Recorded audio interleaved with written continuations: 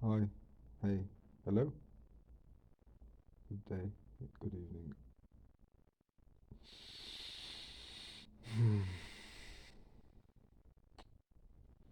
I want to speak about family. It's a pretty major theme in people's lives. Idea of family and family values, traditions. It's basically what runs the world.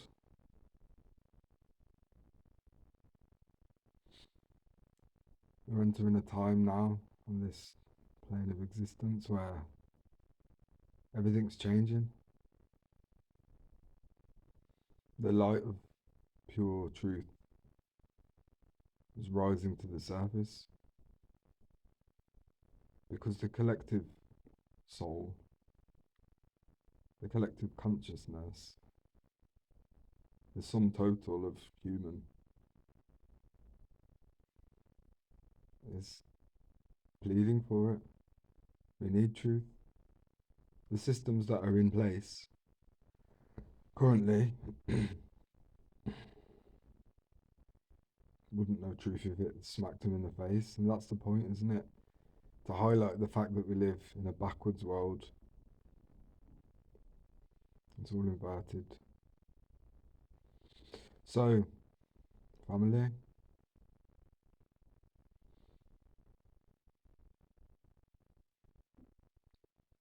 it seems that most people place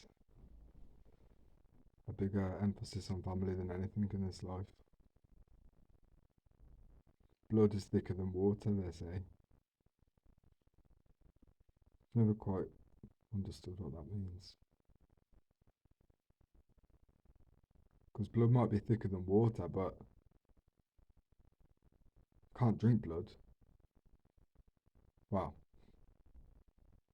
wouldn't recommend it.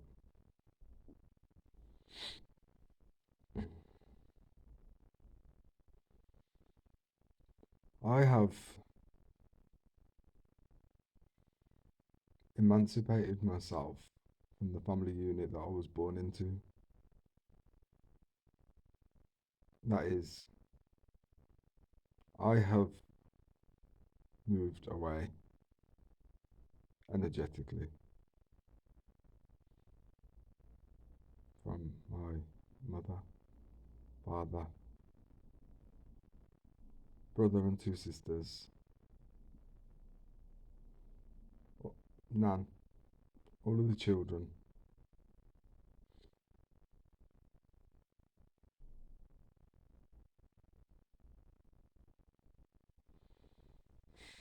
In the Bible, it says, a prophet shall receive no honor in his hometown.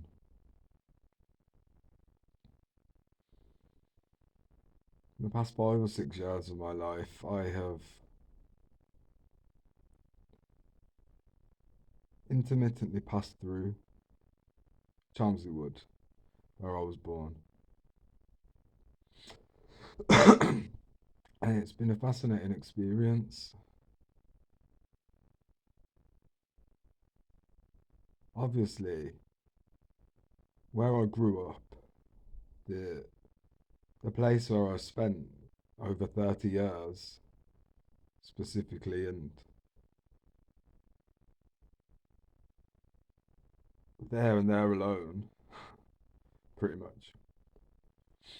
It's a good yardstick because there's so much of my energy there from earlier versions of me.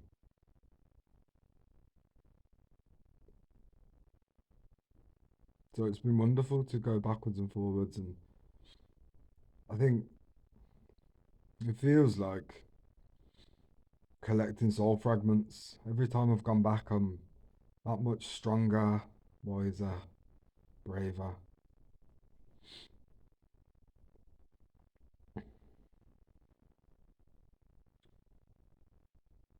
But another thing that changed was the relationships I was having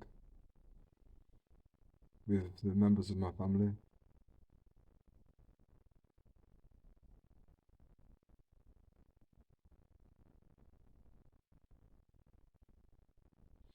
And it's like every time I went back, it was that much clearer. I was moving towards a time where I just could not be there. The thing with healing is the idea is to change, isn't it? To peel off the masks and the layers, to become your true authentic self. That's always the goal. And we have to be willing to sacrifice anything and everything that comes with that. We have to release control and attachment to outcome, and we have to give our head a wobble and stop living in idealism. God knows best. Our soul knows what's best. So I've likened life to a computer game. That's what it appears to me to be. We grow and level up and get weapons and armor and different things. We defeat bosses, which are to do with all of the false personas and animal instincts. We defeat them, we get stronger. And then we come to the very end of the first disc. And the boss there is your family. And I'm not talking about killing your family. I'm talking about the context of the dynamic of the relationship with your family. Because when we heal, we also have to be aware of the fact that sometimes we just have to resolve things to the best of our ability, because we can't account for other people's responses or what their drives are in life, or we can't basically presume someone else's willingness to be where we're at.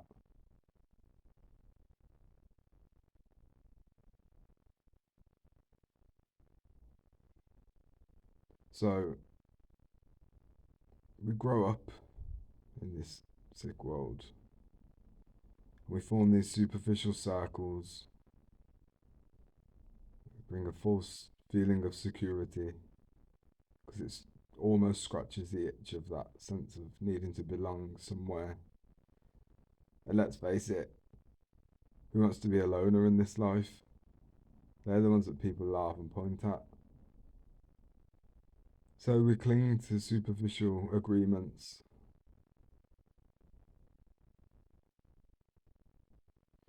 We think we've got it all figured out. We think we know what love, loyalty, trust means.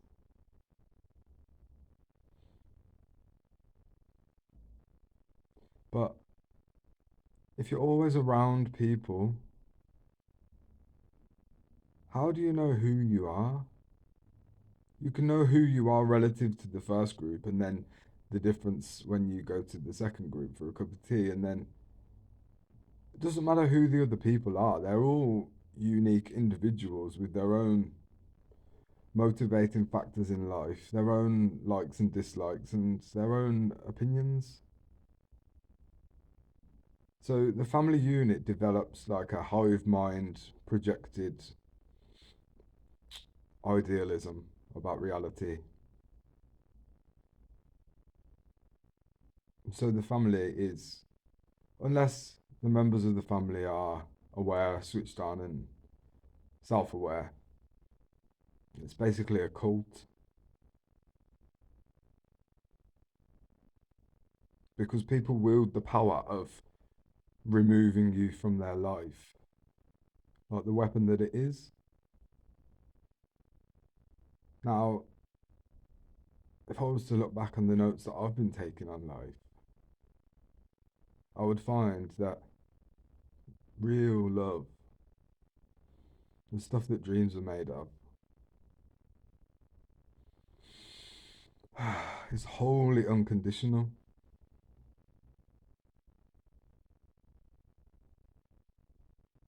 It's not a bartering token to achieve a certain state of emotional fulfillment.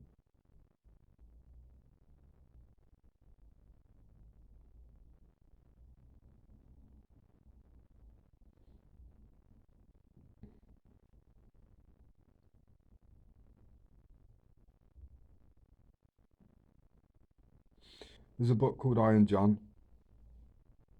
It's a great book. I believe it was recommended to me by Jyote Prakash, so big up Jyote Prakash. And it's about a little prince and the king. The king's men come back from their patrol one day and they bring back this wild man in a cage that they'd found in the woodland. And so they keep him in the cage in the palace grounds.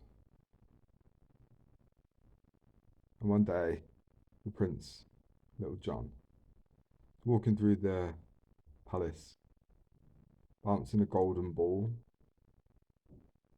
And the ball just sort of hits a little pebble or something and skids off and it bounces straight into the cage where this wild man is. And so Little John goes up to this wild man, this beast, whatever he is. Everyone's scared of him. And he says, "Can I have my ball back, please?" And he says, "Well, if you get me out of this cage, I'll give you the ball."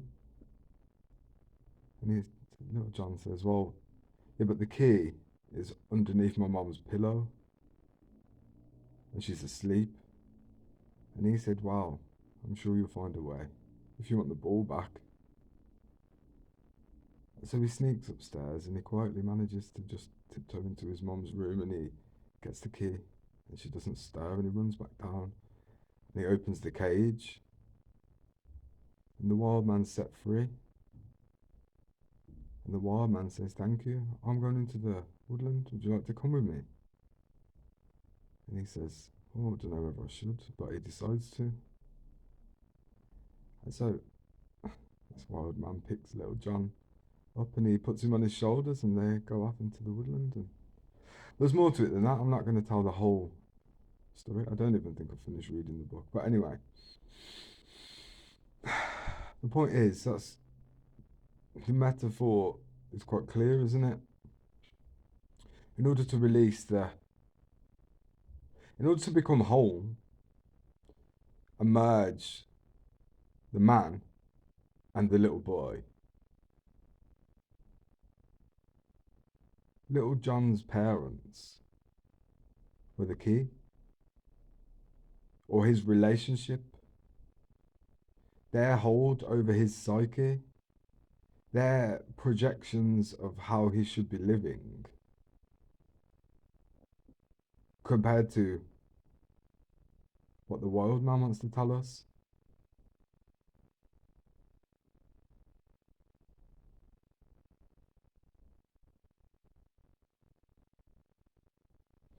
We can't truly know who we are at the core until we know that other people's opinions, other people's favorite form that we take amongst our many personas, the one that's been cultivated by and with them,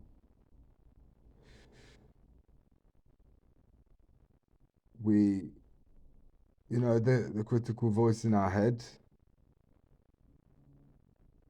is probably mostly made up of our experience with our parents telling us about who we are, what we can do, what we're able to do. See, mothers carry this sort of anxiety, and I'm not a mother. I can never speak as a mother. But of course, as a mother, you would not want your child to get harmed. So that's like a really deep rooted primal fear, isn't it? But worry is just anti prayer. It's praying for something that you don't want to happen. literally focusing on it. And that's why we individually have to reclaim our sovereignty in that manner, because otherwise people can be psychically disturbing the course of our path with their anti prayer. If their worry is stronger than our faith and our prayer, then unseen forces are guiding our fate.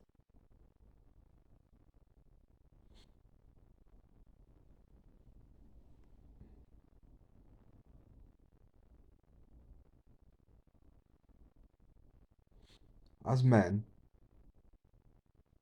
addressing the mother wound is both the most crucial thing we could do and also the most frightening, because our mother is the one human who we've been in contact with since before we were born. That's a deep connection, isn't it? That's an energetic bond that has been reinforced over a long period of time. But the problem is, if we don't either do our part to make the connection healthy, or no, that's what we're supposed to do. But again, it takes two people to come into agreement. So we have to be willing to sever ties with anything, any human, any experience, any situation in this life that is weighing us down.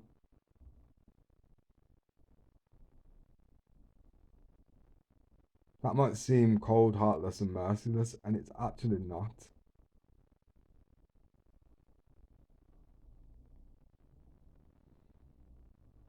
It's the most merciful thing you could do for somebody.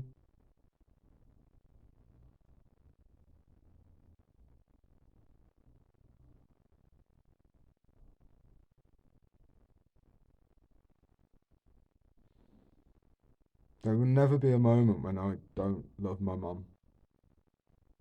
I've never stopped loving my mum. Unfortunately, I've had to heal the relationship for me, for my part, for the sake of my soul. I've had to do it alone.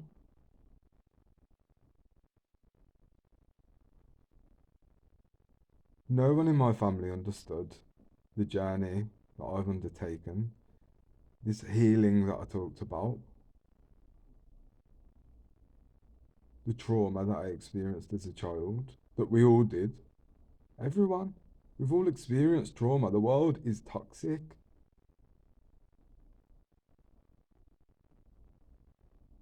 We just disassociate from the memory of it. We just push it down.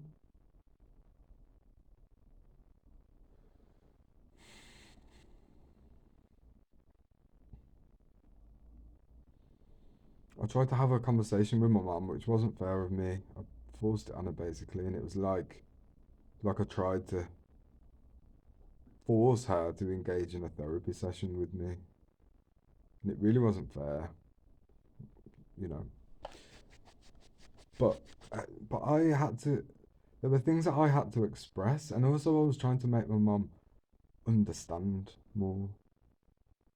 But I made sure to say before I spoke that it was not in judgment that I was speaking, and that I'm not pointing fingers, and that nobody is truly to blame for anything, because if you blame them, well, you could blame their parents and then carry on. So either everyone's at fault or no one's at fault. All we can do is be accountable for our own stuff.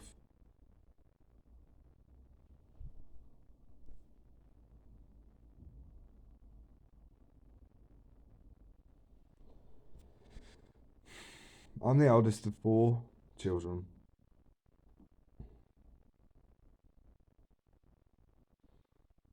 and I've always been very sensitive.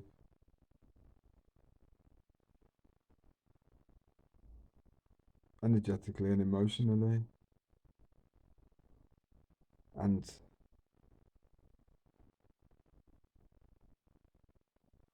I've absorbed a lot of unhelpful energy in my life. And that's okay because that's what we're here to do. We're here to clean up the whole realm in many different ways. But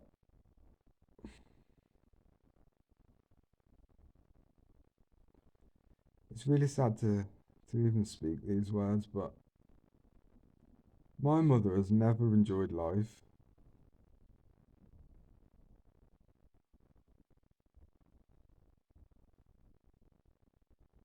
I've seen my mother give up progressively over a course of years.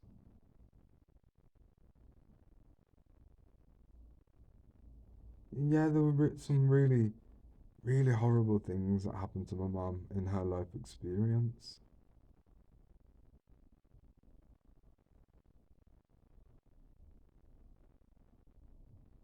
And she might have looked for love in the wrong places because we all do that, but she never she never tried to find it inside.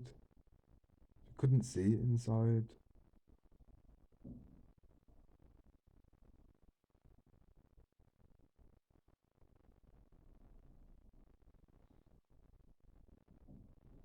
My mum's older brother was allowed to just not be in the family anymore.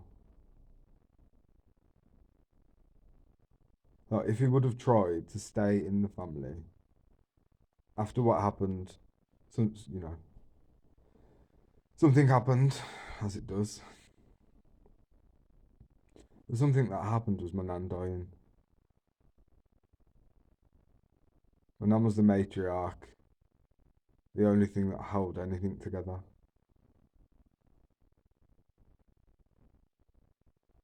So my mum's older brother became estranged from the family and seems to be like an ancestral thing, some sort of generational karma, because I have been allowed to just remove myself from the family. I've allowed the distance. I haven't created the distance. I haven't worked towards the distance. I've just followed where God wants to take me.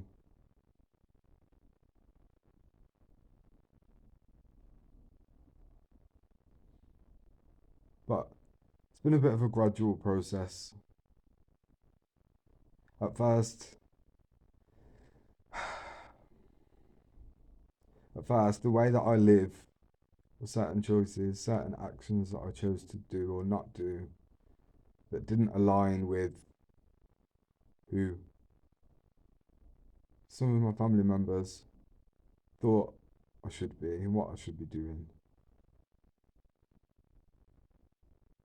Like the children have been used as a punishment or, denial, access denied.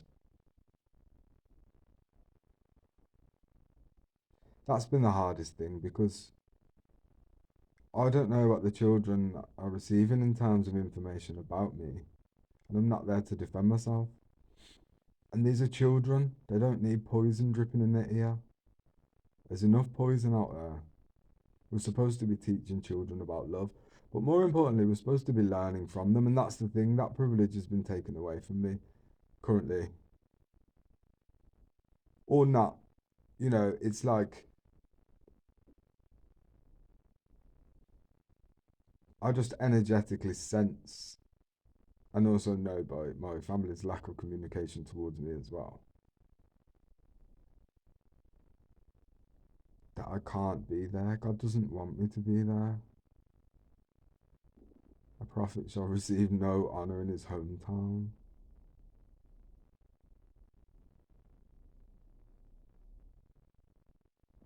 Well, I just want to finish this video by saying that I will love my family, every single member, until my last breath. And whatever God wills for those human beings and for me, although it would be my prayer for reconciliation, that reconciliation would have to be rooted in true honesty and truth.